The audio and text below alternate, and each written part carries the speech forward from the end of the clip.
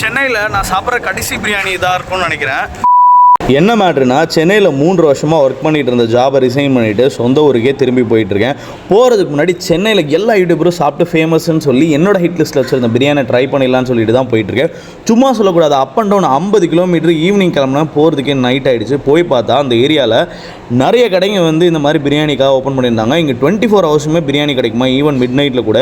அங்கே எல்லா டைமே நான் விசாரித்தப்போ நான் எந்த கடையை தேடி வச்சுருந்தேனோ அங்கே தான் எல்லாருமே நல்லா இருக்குன்னு சொன்னாங்க. அதுதான் இந்த மருவா பிரியாணி. சின்ன வண்டி கடை நினச்சா பக்கத்தில் சாப்பிட்றதுக்கு குட்டி கடையில் இந்த மாதிரி நீட்டாக டைனிங் செட்டப்ஸ்லாம் போட்டு வச்சுருந்தாங்க.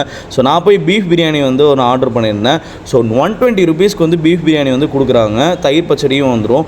சாப்பாடெல்லாம் உதிரியாக அவ்வளோ சூப்பராக இருந்துச்சு. கறிலாம் சான்ஸே இல்லை, செம்ம ஜூஸியாக இருந்தது. ஸோ நான் போன டைமில் பார்த்தீங்கன்னா பிரியாணி நல்லா ஆறி போய் கிடந்துச்சு. என்னதான் இருந்தாலும் எனக்கு வருத்தம்ப்பா, ஏன்னா அவ்வளோ சூப்பரான பிரியாணி. குவான்டிட்டி இன்னும் கொஞ்சம் சேர்த்து கொடுத்தீங்கன்னா மனசு நிறைவாக இருந்துச்சு. பிரியாணி சான்ஸ் இல்லை.